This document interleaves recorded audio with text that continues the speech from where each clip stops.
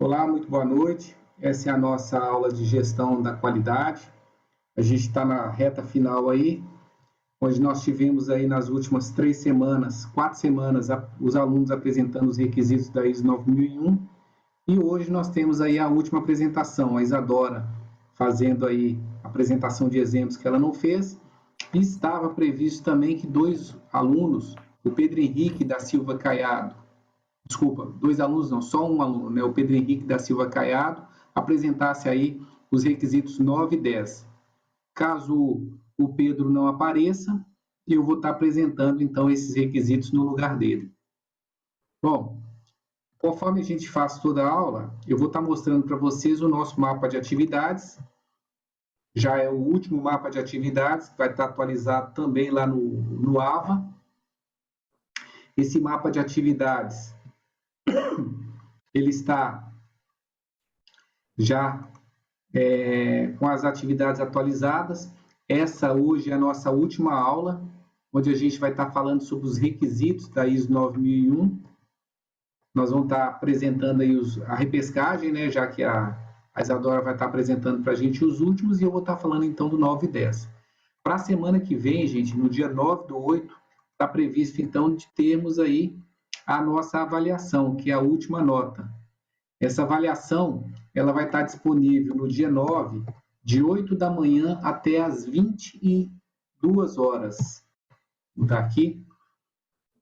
E ela consiste em questões de concurso, né, com o conteúdo que nós vimos aí, que basicamente é a ISO 9001. Lembrando que os alunos têm até o dia 9 para estar colocando lá no AVA ou me mandando por e-mail a apresentação dos seus requisitos aí.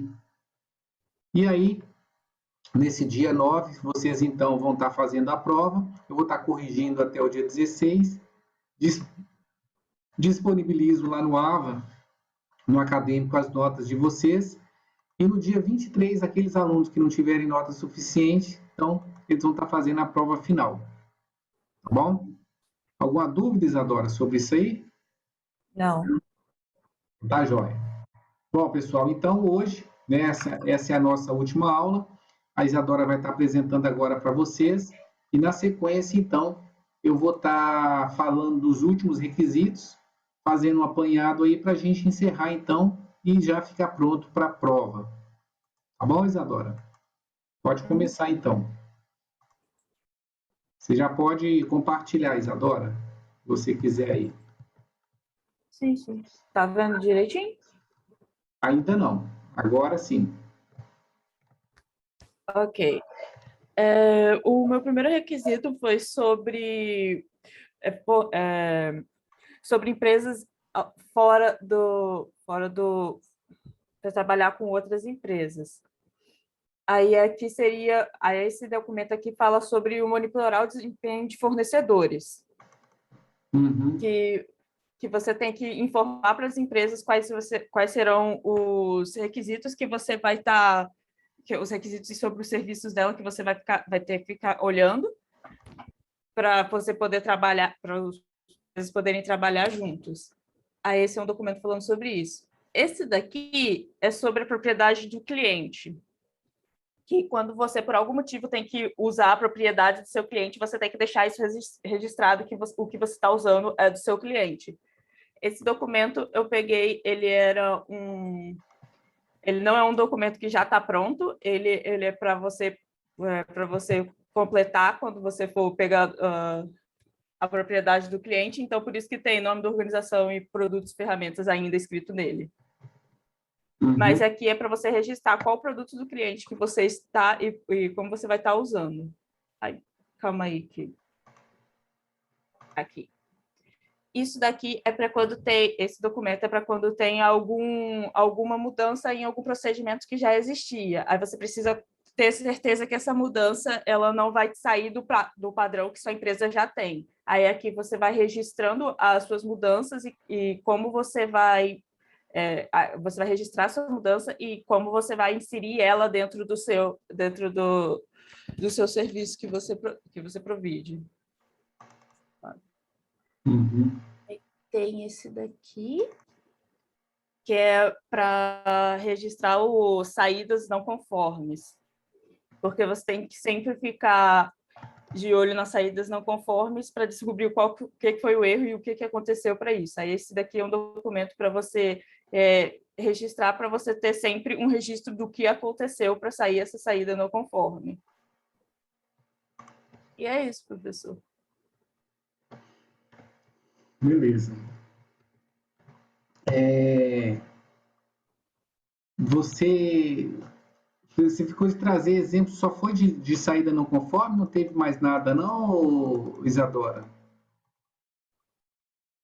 Não estou lembrando. Saída não... Não, eu fiquei de trazer exemplos sobre... Acho que o único que eu não achei foi do 8.6, que é sobre novos produtos e serviços. Bom, então tá jóia. Bom, então eu vou estar mostrando para vocês aqui agora o último requisito, né? Já que o aluno aí, deixa eu ver como é que é o nome dele mesmo. Só um minutinho. Já que o Pedro Henrique não veio, né, vou estar falando para vocês então dos últimos requisitos aí que a gente tem. Deixa eu abrir aqui para vocês a norma ISO 9001 e a gente então começa a falar dos requisitos 9 e do requisito 10. Como é que funciona? Deixa eu compartilhar com vocês aqui.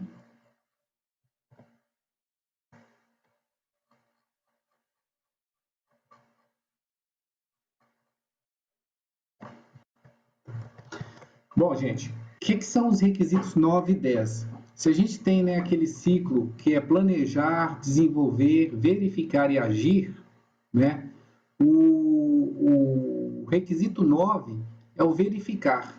Tudo que a empresa, então, faz no seu sistema da qualidade, ela deve verificar se está fazendo correto, conforme a norma estabelece. E aí, mostrando para vocês aí o requisito 9 da norma, ele começa justamente com esse verificar. Como é que a empresa verifica se ela está no caminho certo? O item 9, então, estabelece que a empresa deve avaliar o seu desempenho de tempo em tempo. Como é que é esse avaliar o desempenho? Esse requisito fala que existem duas coisas que a empresa precisa monitorar, né? Ela deve determinar primeiro o que ela vai monitorar, quais são os métodos para monitoramento, quando que esse monitoramento vai ser realizado, se é mensal, semestral, né? E o resultado também que ela pretende chegar. Então, normalmente, para atender a esse requisito, as empresas elas fazem os chamados objetivos da qualidade. O que é esse objetivo da qualidade? São objetivos que a empresa estabelece como metas para que ela possa aí atingir. E esses objetivos da qualidade, normalmente, a gente já falou aí, que estão lá no item 6.2.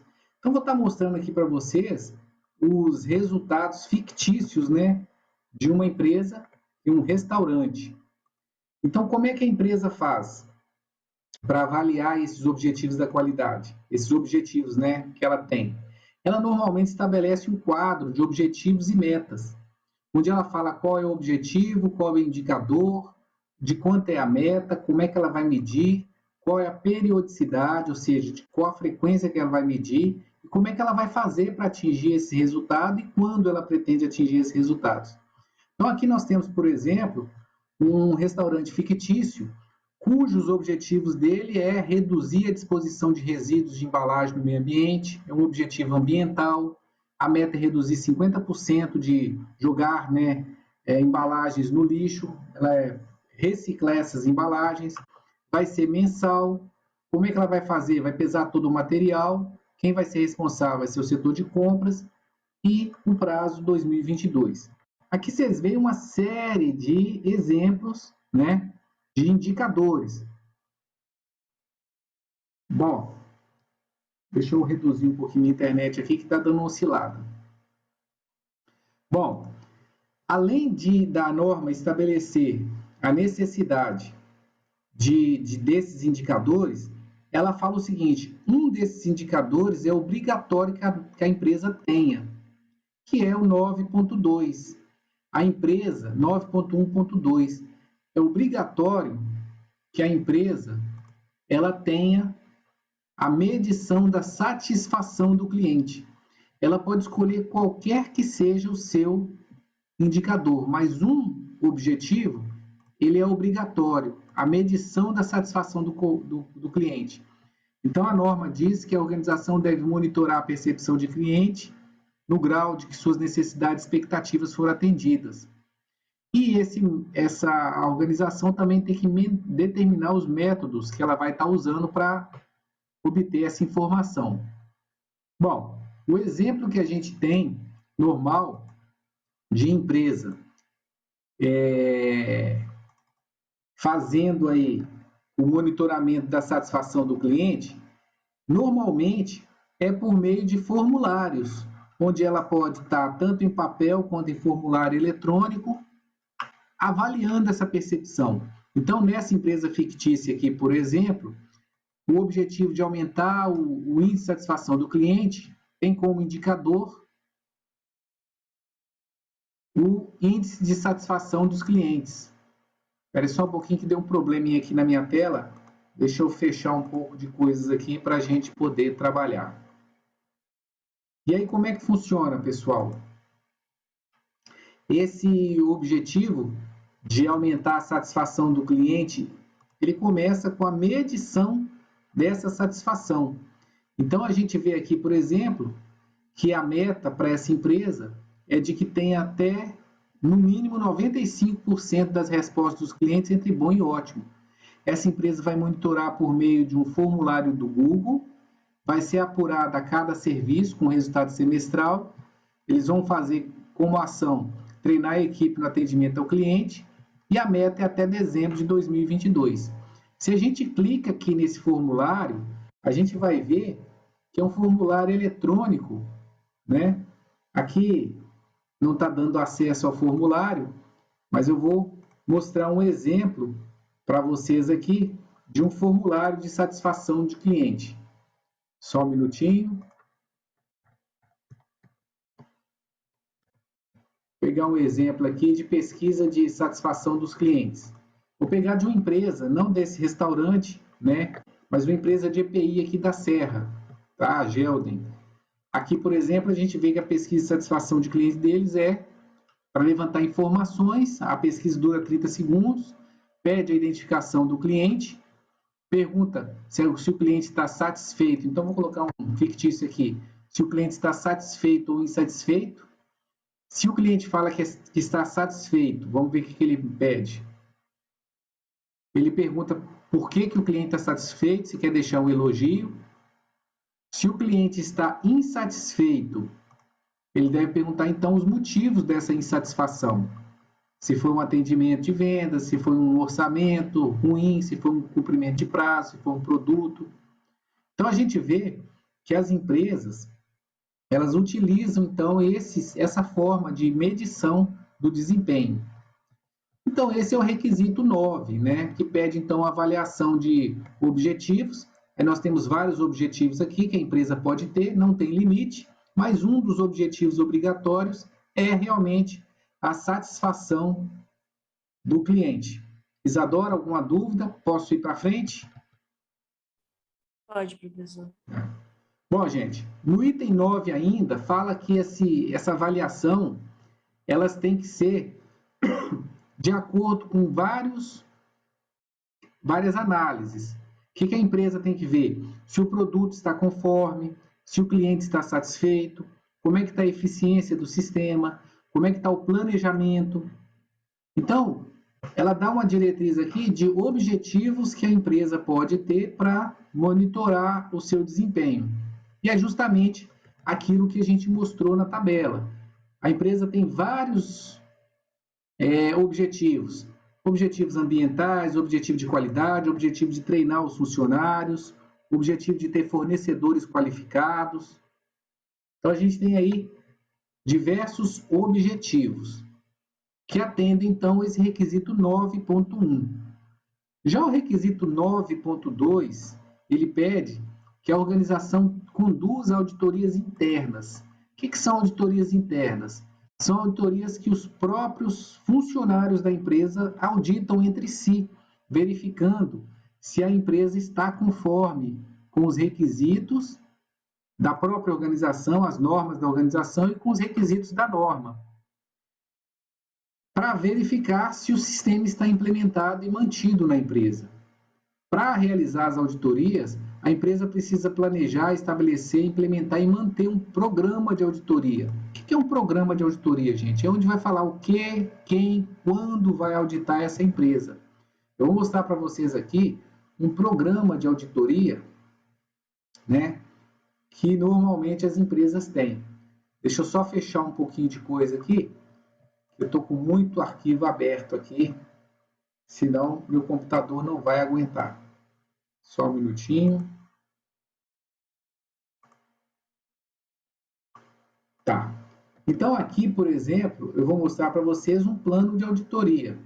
Nesse plano de auditoria, a empresa, ela estabelece o que vai ser auditado, quando vai ser auditado e quem vai auditar. Então aqui nós temos, né, para o restaurante fictício que nós estamos mostrando aí, esse plano de auditoria, ó. A auditoria da qualidade vai acontecer na área de RH, aquisição, atendimento, preparo. Quais são os requisitos da norma que vão ser verificados em cada uma dessas áreas? Quem vai ser o auditor? Que vai ser aí o Pedro. E quando é que vai acontecer essa auditoria? Está aqui. Então a empresa estabeleceu o chamado plano de auditoria aí que a norma exige, né? Além disso, gente, a empresa então, depois de fazer a auditoria, ela vai relatar, né, para a alta direção quais foram as ocorrências que foram encontradas nessa empresa. Que funcionário que está cumprindo, que não está cumprindo, para que possa ser tomada aí a correção antes de receber aí a auditoria externa.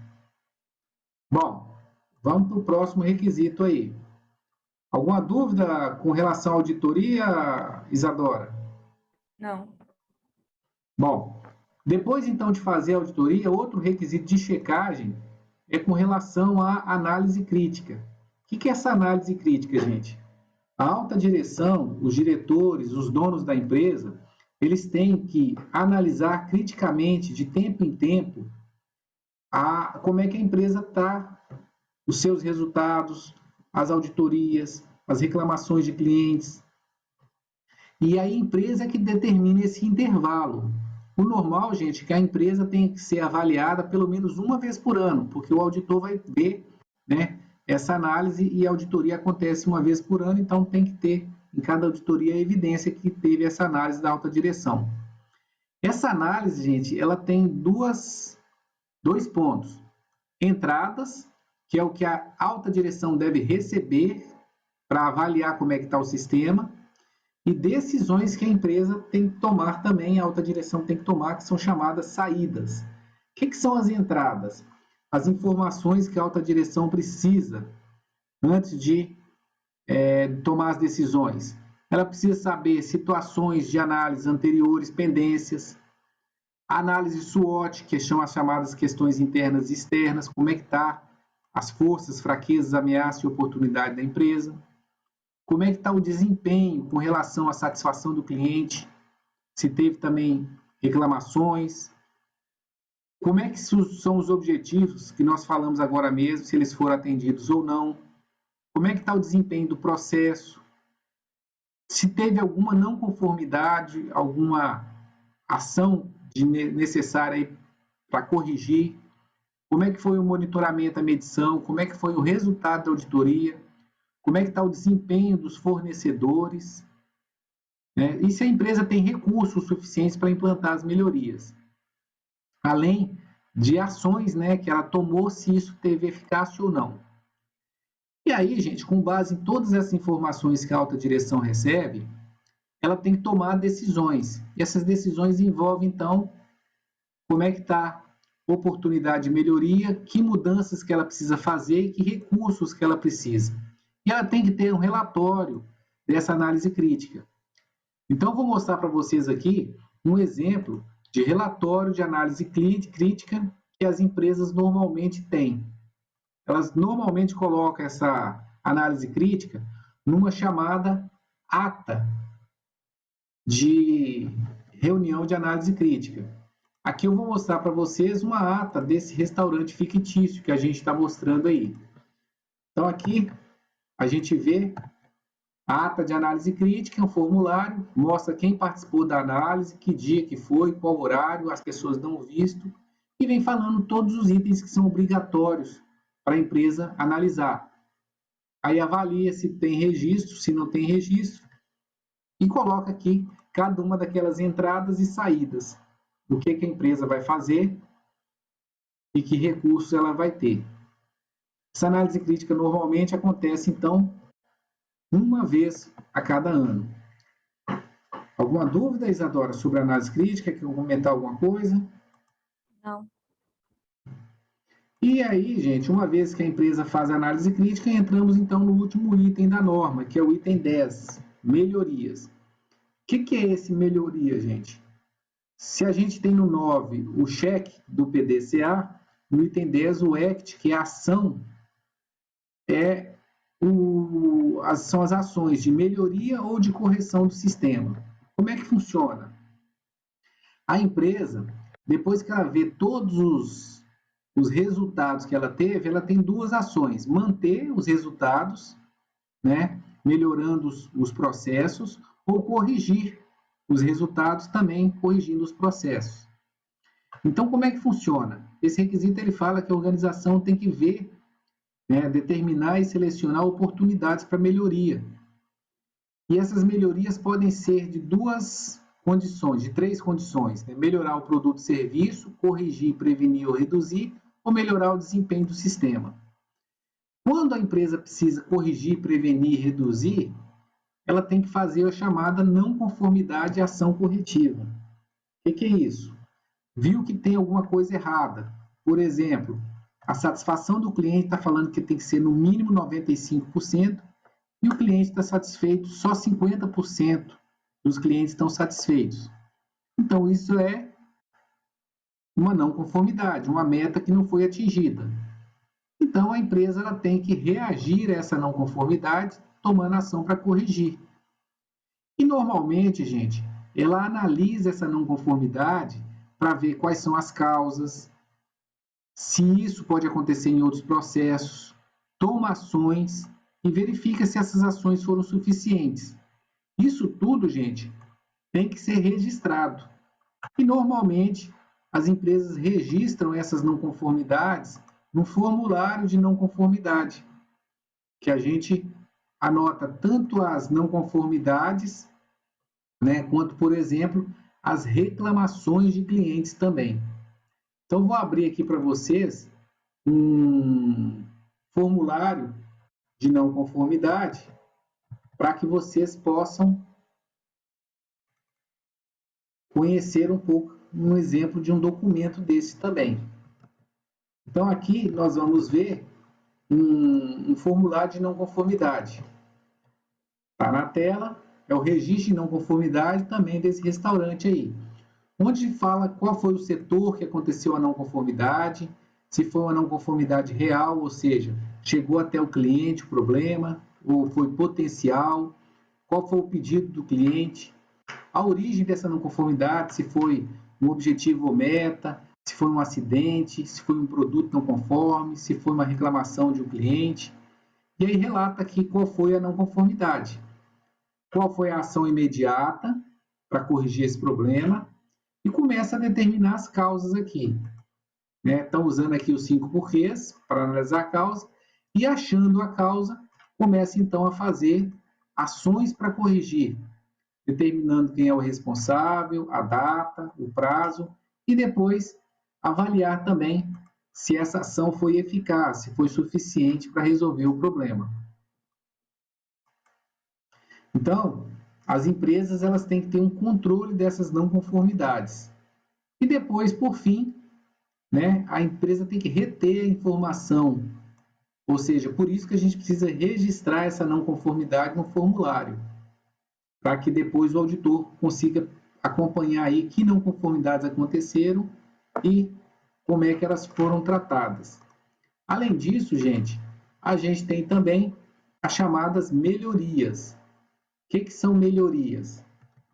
Se tiver tudo direitinho na empresa, a empresa vê o que pode fazer para melhorar o seu sistema. Não precisa registrar não conformidade, mas ela precisa então tomar melhorias, como investimentos, como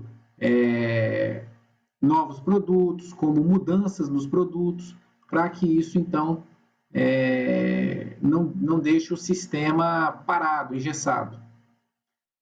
Então, essas são as formas que as empresas utilizam. O que nós vamos fazer, pessoal?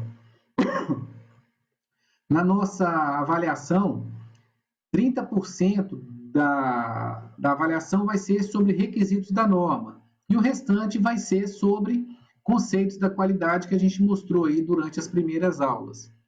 Vão ser questões de concurso, de nível técnico, de nível superior e, basicamente, ela vai tratar sobre os princípios de gestão da qualidade, falar o que é abordagem de processo, que a gente viu como SAIPOC, e também do PDCA, que a gente viu aí que são requisitos de planejamento, desenvolvimento, checagem ou verificação e ação.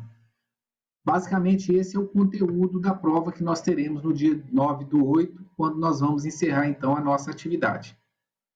Alguma dúvida, Isadora? Não, tudo certo. Bom, pessoal, esses seminários vocês terão que me entregar até o dia 9, está na pasta já lá no AVA, ou me mandar por e-mail. Esse seminário vai ser 30% da nota, os exercícios semanais que vocês fizeram aí, que tivemos no início da disciplina, serão outros 30%, e a prova, 40%. E aí vocês terão o resultado dessa prova até o dia 16. Tá bom? Combinado, Isadora? Combinado. Beleza, então, gente. Obrigado. E já que essa é a nossa última aula, agradecer a vocês aí. Sabemos que todos nós temos sofrido aí com a Covid. A gente tem que fazer o máximo possível. Muito bom ter aula com vocês, mas vamos ver se no próximo semestre, em vez de ser online, a gente encontra presencialmente. Tá bom? Um abraço.